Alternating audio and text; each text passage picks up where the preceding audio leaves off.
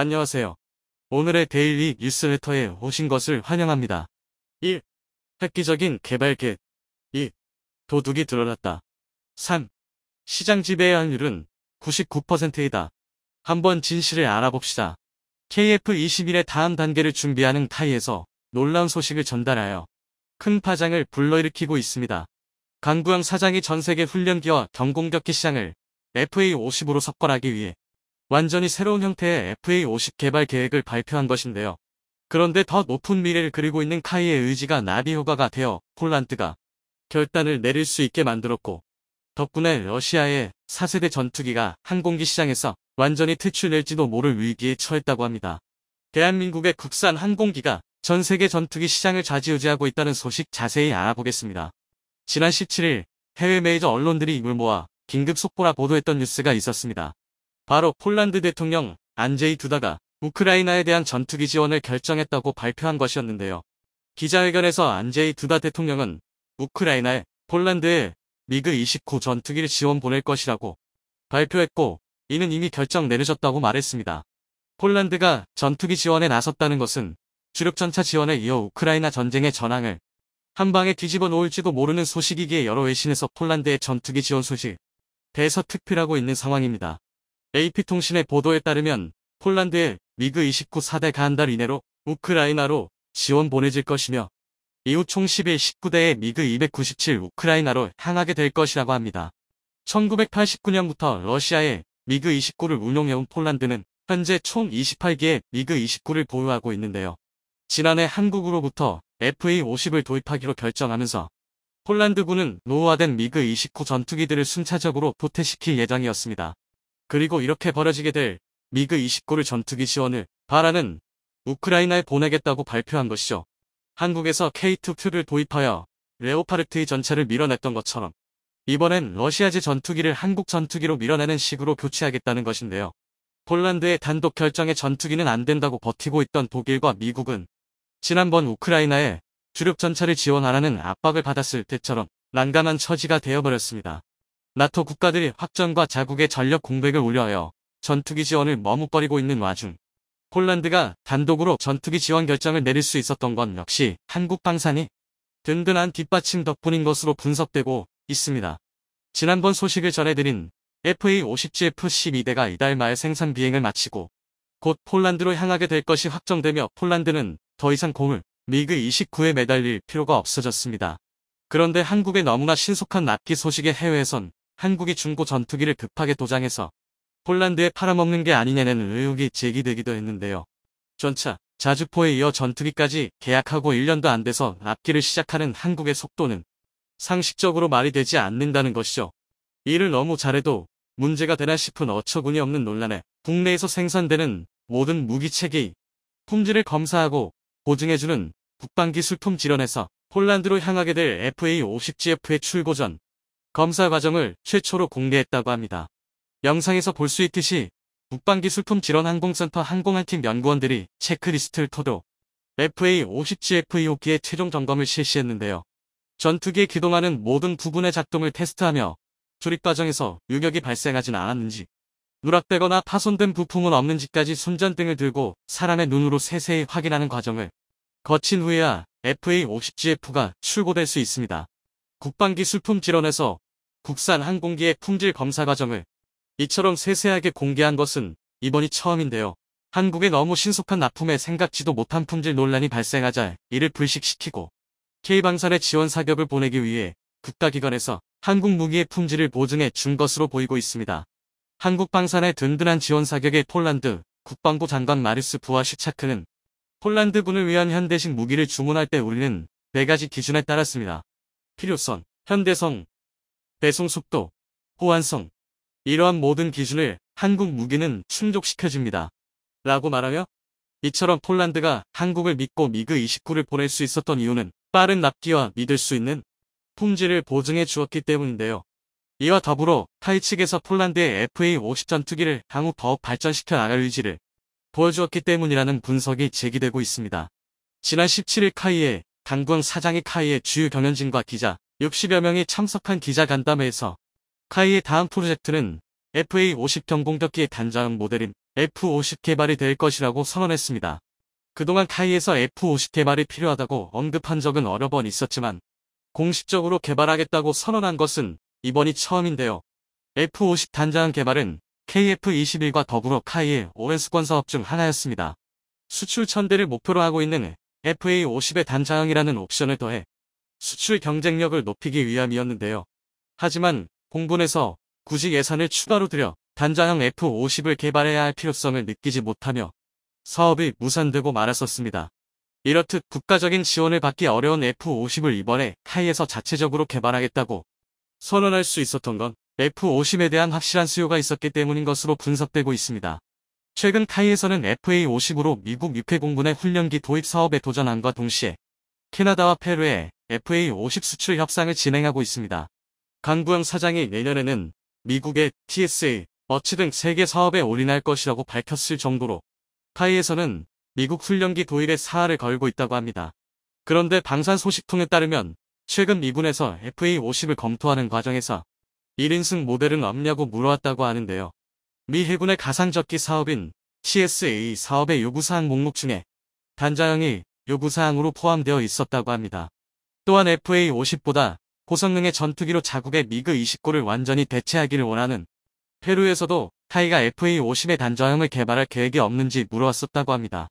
이처럼 명확한 수요가 있고 미국 시장 진출의 돌파구가 될 수 있는 단자형 FA-52개 개발할 만한 이유는 충분할 것 같습니다. 카이에서는 F-50의 개발을 2024년부터 본격적으로 시작하여 2028년에 완료될 것으로 전망하고 있습니다.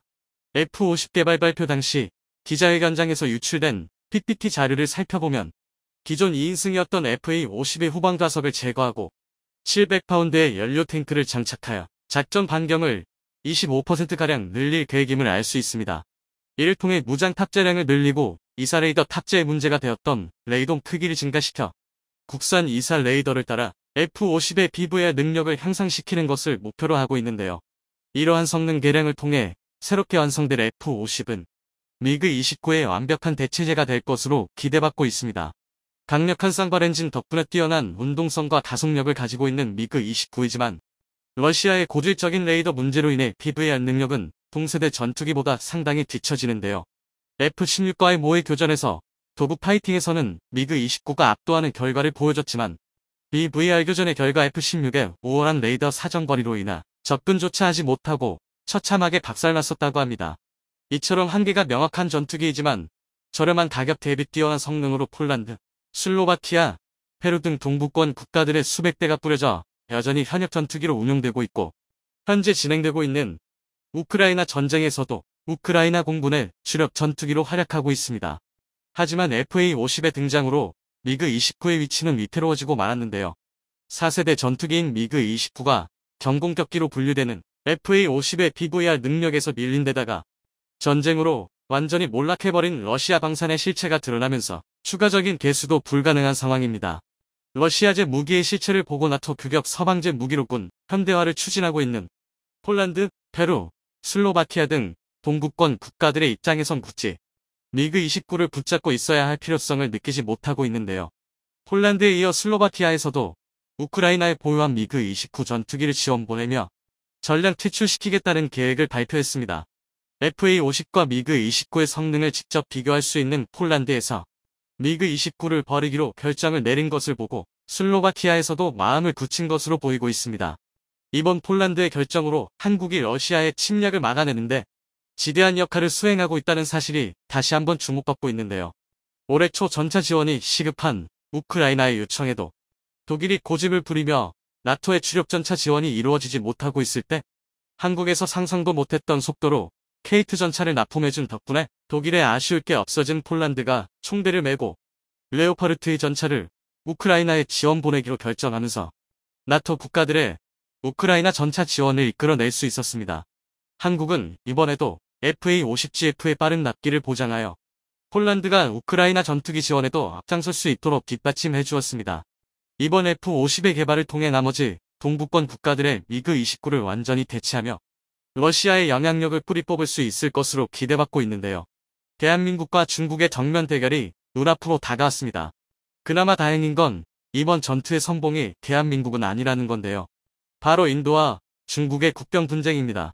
최근 인도는 중국과의 국경 분쟁이 격화되자 포병 전력을 전진 배치하기 시작했는데요.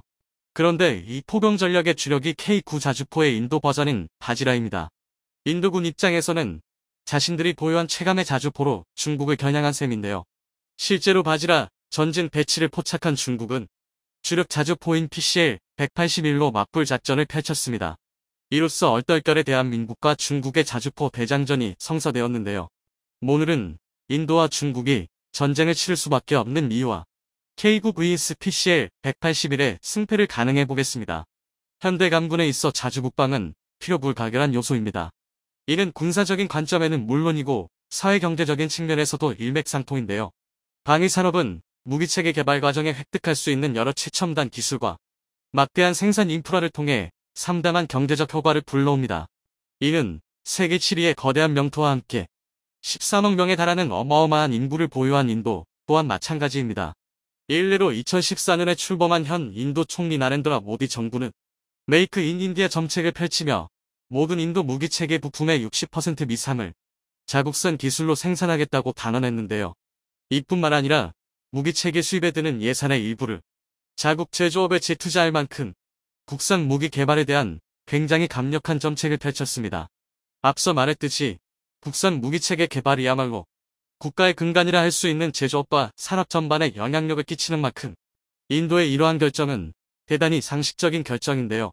이처럼 당연하게 여겨지는 상식도 자주포 앞에서는 산산이 박살났습니다. 무기체계 자체 개발에 그토록 집착하던 인도가 생각지도 못했던 결정을 내린 건데요. 지난 1월 초 인도는 자주포 자체 개발을 포기하고 K900대, 금액으로 따지면 8,700억 원에 달하는 막대한 물량을 도입하기로 결정한 것입니다. 기존의 인도가 이미 K900대를 도입한 상태라는 걸 감안하면 최종적으로 무려 200대를 도입하기로 결정한 것입니다. 이 정도면 앞으로 인도 정부가 아무리 많은 투자를 하더라도 자국의 자주포 시장이 박살 날 수도 있는 과감한 결정인데요. 사실 여기에는 피치 못할 이유가 있습니다. 그렇습니다. 바로 중국 때문입니다. 실제로 인도는 K9 기준 보유군을 라닥 지역에 배치했는데요. 이곳은 2020년 인도, 중국 국경 분쟁이 발생한 지역으로 두 나라의 군사적 긴장감이 가장 높은 지역입니다. 인도는 중국과 국경을 맞대고 있는 다른 나라들과 마찬가지로 무려 60년이 넘는 오랜 기간 중국과의 국경 분쟁으로 몸살을 앓고 있습니다. 더군다나 인도와 중국의 국경 분쟁은 매년 심각한 수준으로 격화되고 있는데요. 바로 얼마 전인 2022년 12월에는 300-400명에 달하는 중국인민해방군 소속 군인들이 실질 통제선인 렉을 침범해 인도군과 물리적 충돌을 일으켰습니다. 여기서 끝이 아닙니다.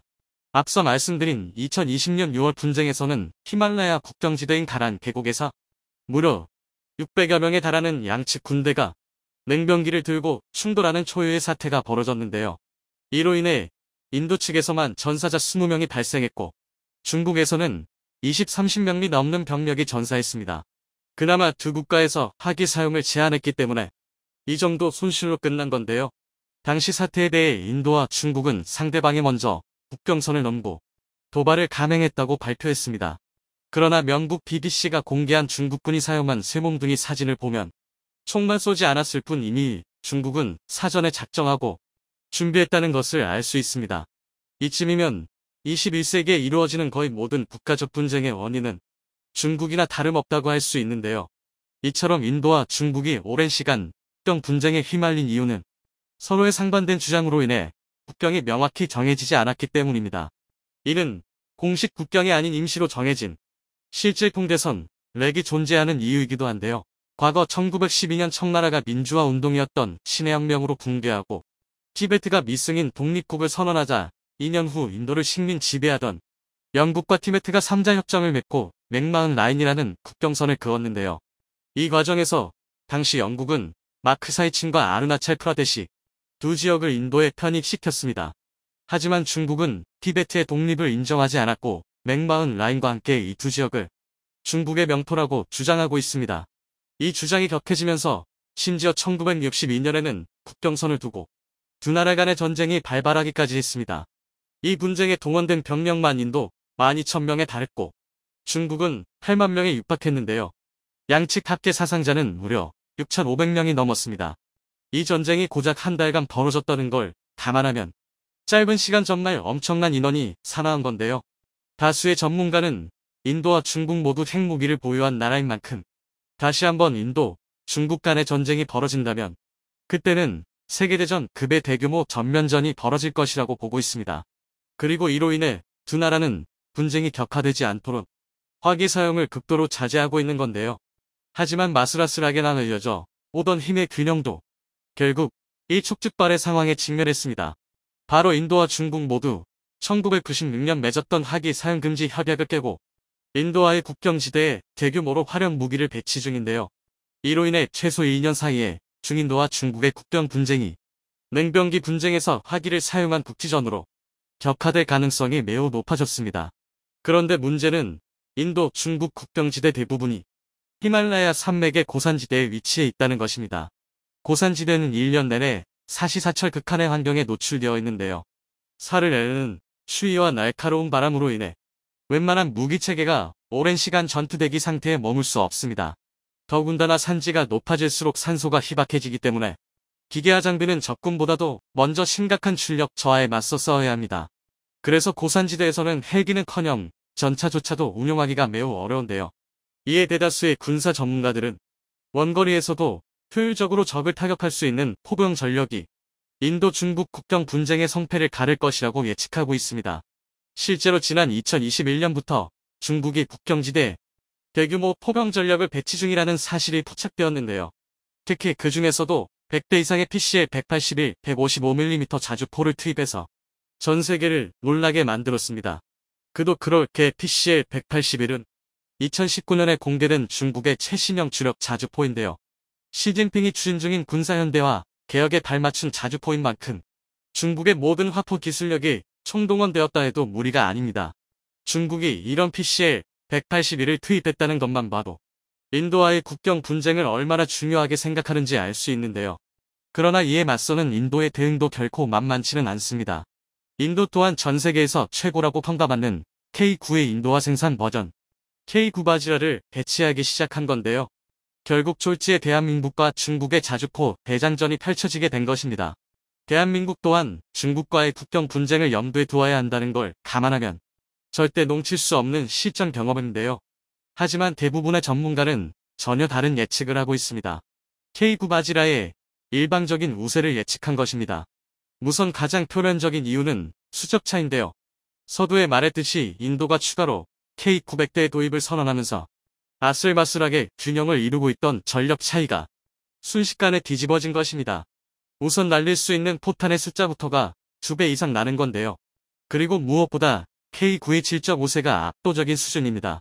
마침내 한국형 함재기와 수송기가 공개됐습니다.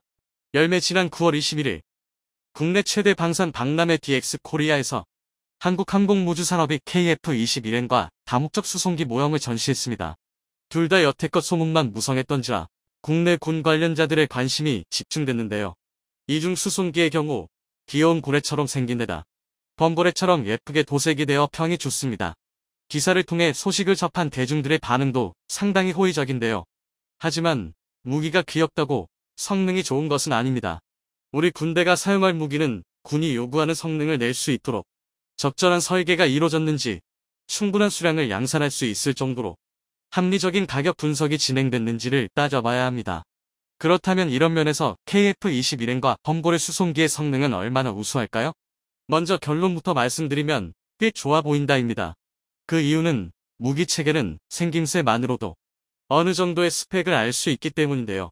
아직까지 상세 설계와 스펙, 그리고 무엇보다 실물이 나오지 않은 상태에서 모든 걸 단정할 수 없지만 공개된 설계만 보더라도 우리 개발진이 얼마나 많은 고심을 했는지가 확실히 드러납니다. 일례로 KF-21N에 잡힌 날개, 범고래 동체 하부를 보면 해당 무기체계의 설계 사상을 짐작할 수 있습니다. 심지어 카이 측에서 주장하는 이야기 중 몇몇에 대한 반박도 할 수 있는데요. 하지만 이런 정보를 알 수 있는 것은 무기의 생김새에 어떤 변화가 있는지 알 수 있는 이들 뿐입니다. 일반인의 시각에서는 F-22처럼 생겼으면 전투기이고 민항기처럼 생겼으면 수송기라는 단순한 분류는 할 수 있어도 모습만 보고 성능을 예측하는 것이 불가능한데요. 오늘은 이번에 공개된 두 신형기의 모습에서 유추할 수 있는 구체적인 개발 방향과 성능에 대해 상세히 알려드리겠습니다. DX 코리아는 2년마다 개최되는 국내 최대의 무기 박람회입니다. 동시에 전 세계에서도 손꼽히는 대규모 무기 거래 현장인데요. 그래서 여러 나라의 방산 기업들이 최신 무기를 전시하고 각국의 무관과 정치인들이 이런 무기들을 관람하고 구매하기 위해 움직입니다. 이번 행사의 경우 무려 43국에서 국방 분야를 담당하는 장차관급 고인사들과 군 장성, 그리고 다수의 무관단이 참석했습니다. 특히 동부 국경을 우크라이나와 마주하고 있는 슬로바키아는 국방장관을 포함해 30명의 각 분야 전문가로 구성된 사절단이 전세기를 타고 방문했는데요. 이번 전시회를 관람한 뒤 우리 방산 기업을 순회하면서 양국의 방위 협력을 논의할 계획입니다. 이미 FA-50 대를 도입하기로 약속한 사이니만큼 긍정적인 소식을 기대할 수 있을 것 같습니다. 이처럼 세계에 관심을 갖는 방산 전시회이다 보니 우리 방산 기업도 보여줄 수 있는 것은 최대한 보여주려고 노력하고 있는데요. 이번에 카이가 공개한 KF-21N과 다목적 수송기가 대표적인 사례입니다. 사실 KF-21 함재기형과 다목적 수송기는 카이에서 개발을 주장할 뿐 군에서는 아직 개발을 확정짓지 않았습니다. 현재 군에서 내부적으로 여러 검토를 하고 있으나 무턱대고 결정하기에는 들어가는 예산이 너무 막대해서 개발과 도입의 타당성을 점검 중인데요. 따라서 이번에 카이가 공개한 모형은 1990년대 김영삼 정권이 공개했던 한국형어처럼 모양만 있는 상상 속 물건으로 끝날지도 모릅니다. 하지만 그럼에도 카이는 이번 전시회에서 당당하게 KF-21N과 다목적 수송기를 공개했습니다. 아직 개발조차 확정되지 않았으나 이 정도 무기는 우리 한국의 방산기업이 충분히 만들 수 있고 또 만들 능력이 있다는 것을 보여주면서 우리 무기를 사려는 해외 바이어들에게 한국 방산의 능력을 홍보하려는 것인데요. 실제로 모형을 살펴보면 우리 기술로 충분히 도전할 법하다는 생각이 듭니다. 먼저 KF-21N을 살펴보면 꺾인 날개가 눈에 띕니다.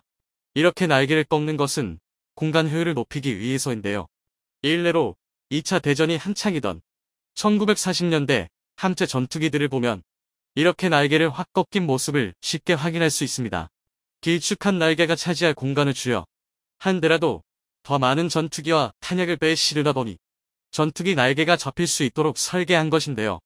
이렇게 개선된 공간 효율성 덕분에 2차 대전 당시 미국의 주력이던 요크타운급 항공모함은 무려 90배기의 함재기를 운용할 수 있었습니다. 그런데 좀 이상합니다. KF-21N의 날개는 적에 접은 건가 싶을 정도로 살짝 접혀 있는데 이게 쓸모가 있는지 궁금해하실 텐데요. 그런데 이것이 의외로 꽤 쓸모가 있습니다. 우선 2차 대전 전투기와 달리 날개를 살짝 꺾는 것은 요즘 나오는 모든 전투기들의 특징입니다. 그도 그럴 게 제트기가 등장하면서 초음속으로 비행하는 전투기들의 날개 강도가 대폭 강화됐습니다. 그래야 날개가 저항을 견뎌서 공중 분해를 면할 수 있기 때문인데요. 이 때문에 현대의 함재기는 함재기임에도 불구하고 접을 수 있는 날개 면적이 크게 줄었습니다. 그런데 이게 마음에 안 들었는지 F-14처럼 날개가 앞뒤로 움직이는 가변 입기가 나오기도 했으나 여러 문제로 인해 결국 지금처럼 조금만 접는 걸로 타협을 받는데요. 그런데 이것도 안 접는 것에 비하면 효율이 굉장히 높습니다. 예를 들어 날개 한쪽을 50cm씩 접어 전투기의 전폭을 1m 줄였다고 가정하면 주기된 전투기가 10대 1대 무려 10m나 쪽이 좁아집니다. 10m로 무슨 호들갑이냐 싶으시겠지만 장소가 지상이 아니라 배라는 것을 고려해야 하는데요. 일례로 만재 7만 톤의 중형항구 퀸 엘리자베스의 전장이 280m입니다. 만재 10만 톤의 대형 항모 제랄드 포드의 전장은 333m입니다. 그러니까 단순 계산으로 10.6m당 6,000톤의 배수량이 늘어나는 것인데요. 그런데 이것도 낮게 잡은 것입니다. 그 증거로 한국형 경항모의 초기 모델이었던 만재 배수량 46,000톤의 아메리카급 감스 상륙함의 전장은 257m입니다. 만재 배수량이 24,000톤이나 차이가 나는데 길이 차이는 23m밖에 나지 않는 것인데요. 이를 통해 다시 계산해보면 군함의 길이가 10m 늘어날 때마다 함정의 배수량이 1만 톤씩 늘어난다는 결론이 나옵니다. 그러니까 10m를 줄이면 세종대왕급 한 척을 만들 자재와 설비가 줄어든다는 뜻입니다. 따라서 접힌 날개만으로도 KF-21N이 명실상부한 함재기라는 것을 알 수 있습니다.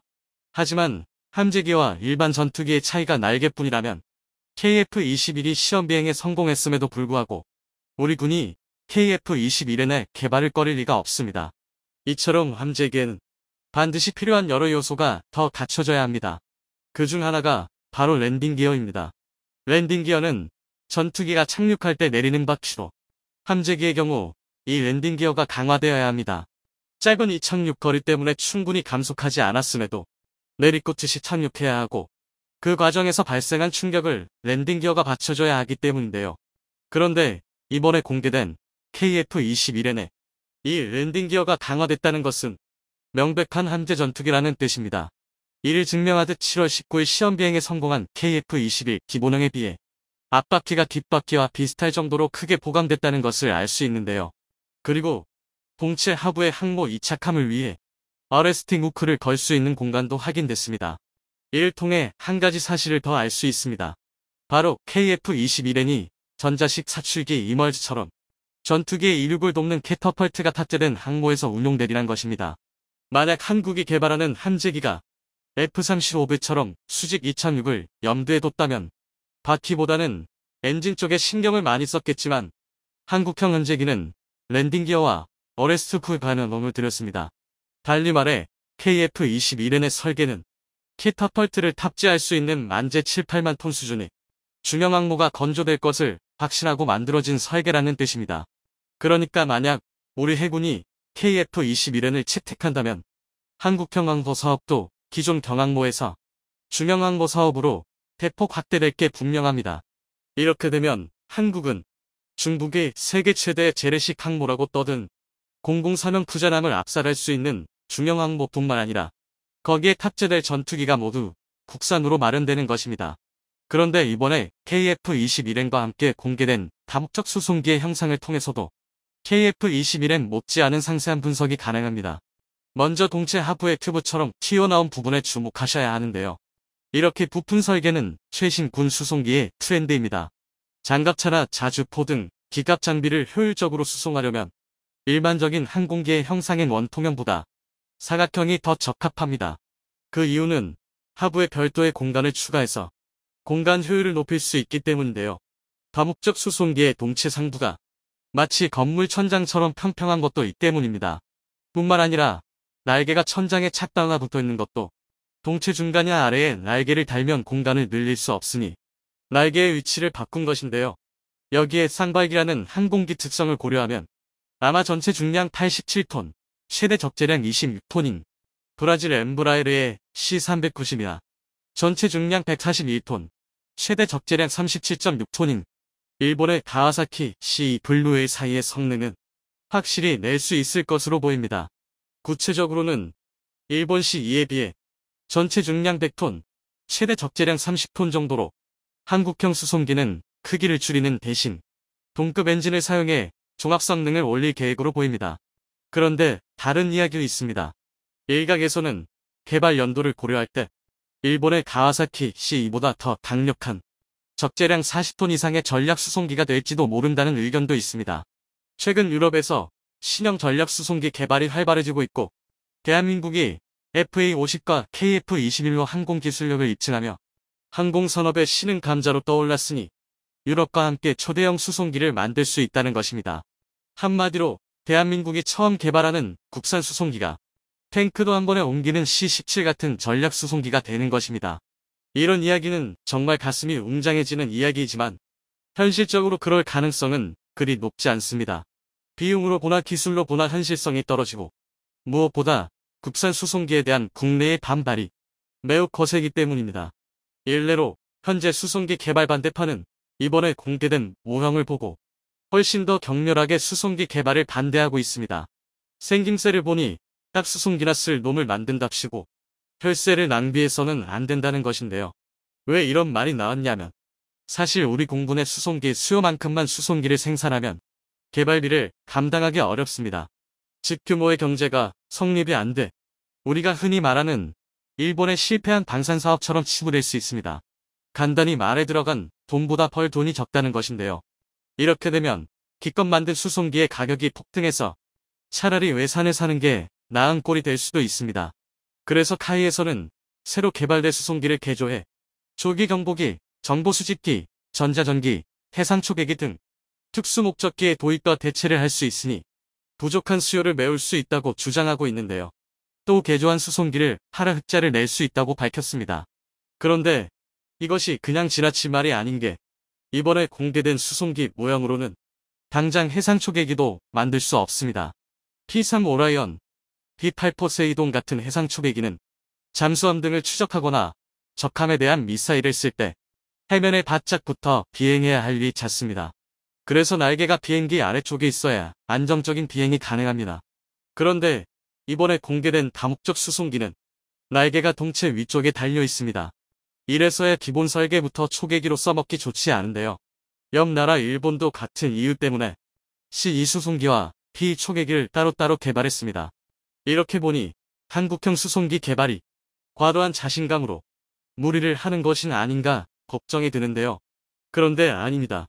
전자전기, 조기 경보기의 개발 동향과 또 수송기를 최강의 공격 무기로 바꿀 수 있는 최신 무기의 등장을 고려할 때 한국형 수송기의 개발은 반드시 진행되어야 합니다. 여기에는 대한민국의 구분이 달릴 정도로 엄청난 비밀이 숨겨져 있기 때문입니다. 그것은 바로